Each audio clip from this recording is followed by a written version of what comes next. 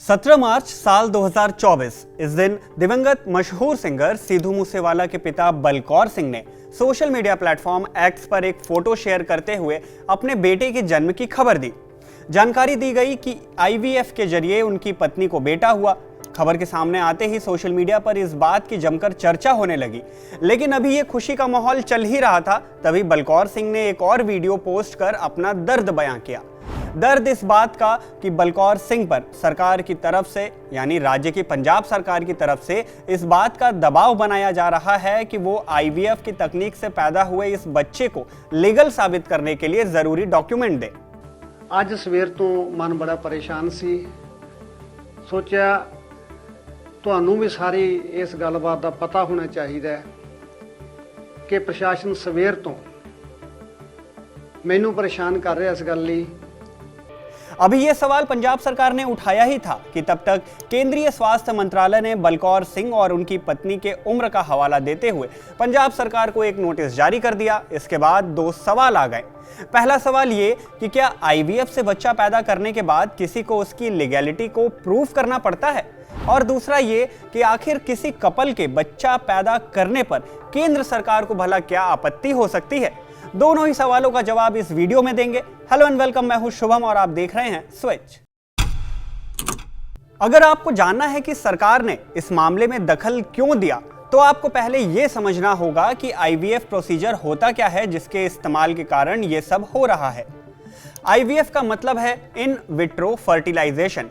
ये एक ऐसा मेडिकल प्रोसीजर है जिन महिलाओं को साधारण हालतों में बच्चे नहीं होते, मतलब जो गर्भधारण नहीं कर पाती, उन्हें इस तकनीक की मदद से कंसीव कराया जाता है।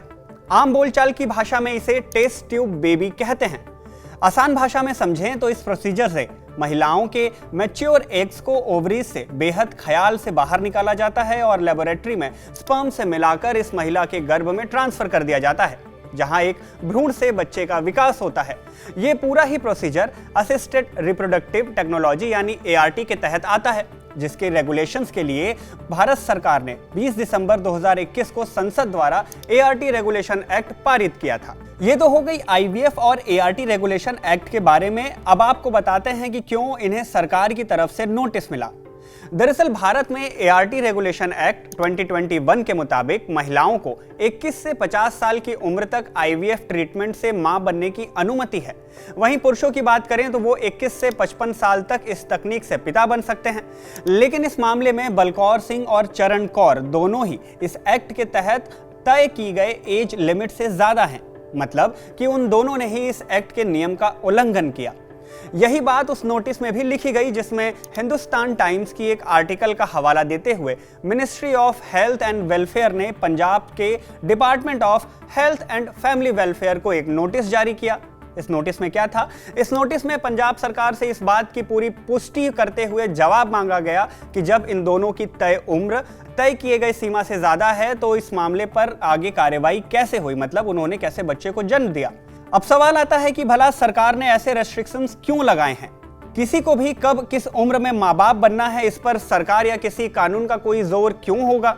बात यह है कि अगर कोई आम इंसान आम तरीके से किसी बच्चे को किसी भी उम्र में जन्म देते हैं तो उस पर सरकार का कोई अधिनियम रोक नहीं लगाता। लेकिन अगर बच्चा आईवीएफ के जरिए हो तो इसे एआरटी एक्ट से रेगुलेट करना पड़ता है। इस वजह से इस मामले पर भारत सरकार की ministry of health and welfare नजर बनाए रखती है। लेकिन सवाल तो अब भी आता है कि उम्र पर प्रतिबंध क्यों लगाया गया? इसका जवाब भी है। जवाब है कि महिला की उम्र से इस तरह के प्रोसीजर में काफी फर्क पड़ता है। जैसे जैसे महिलाओं की उम्र बढ़ती जाती है, उनके एग्स की क्वालिटी में भी गिरावट आती है, जिससे आईवीएफ की प्रभावशीलता पर असर पड़ता है।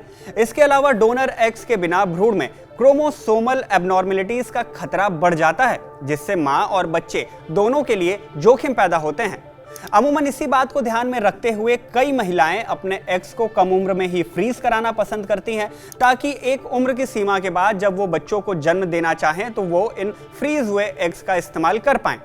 क्वालिटी के अलावा उम्र एक सीमा से ऊपर बढ़ने से शरीर फर्टिलिटी ड्रग्स यानी कि प्रजनन दवाओं का किस तरह से रिएक्शन करता है, इस बात पर भी फर्क पड़ता है और खास करके आईवीएफ प्रोसेस को कॉम्प्लिकेट कर देता है। आईवीएफ प्रोसेस कराने पर इस एज लिमिट के बारे में डॉक्टर रजनी जिंदल ने भी अपनी राय रखी। डॉक्टर रजनी भटिंडा में Jindal heart and infertility centre की प्रमुख हैं, जहां बलकौर सिंह और चरण कौर के बच्चे का जन्म हुआ था। डॉक्टर रजनी के मुताबिक आमतौर पर एक कपल एआरटी वाले आईवीएफ से गुजरने के लिए 50 साल की एज तक इंतजार नहीं करता है। अगर उसे आईवीएफ प्रोसेस कराना भी होता है तो वो 30 साल की उम्र तक ये फैसला ले लेता है। लेकिन जो कपल अधिक उम्र में एआरटी कराने का फैसला लेते हैं, उनकी अपनी कोई ना कोई मजबूरी जरूर होती है। वो आमतौर पर ऐसे मामले होते हैं जहां वो अपने पिछले बच्चे को दुर्घटना या किसी बीमारी के कारण खो चुके होते हैं और उनकी संतान अब नहीं होती, जैसा कि बलकौर सिंह और चरण कौर के साथ हुआ। हालांकि ऐसे बहुत कम मामले होते हैं और दूर दूर तक ऐसे कई मामले देखने को नहीं मिलते हैं। इन दुर्लभ मामलों में भी उन्होंने इस बात पर जोर दिया कि मजबूरी होने के बाद भी जब तक महिला गर्भावस्था के लिए फिट नहीं हो जाती, उस पर एआरटी का इस्तेमाल नहीं किया जाता। मतलब अगर वो फिट है तभी उसे एआरटी के जरिए आईवीएफ प्रोसेस से बच्चा पैदा कराया जाता है। पूरी जानकारी जानने के बाद आप सरकार के इस नोटिस के बारे में क्या सोचते हैं और आपको क्या लगता है कि सिद्धू मूसेवाला के भाई आगे चलकर सिद्धू की जगह ले पाएंगे? दोनों ही मामलों में अपनी राय हमें कमेंट बॉक्स में जरूर बताएं और ऐसी वीडियोस पाने के लिए सब्सक्राइब करें स्विच को।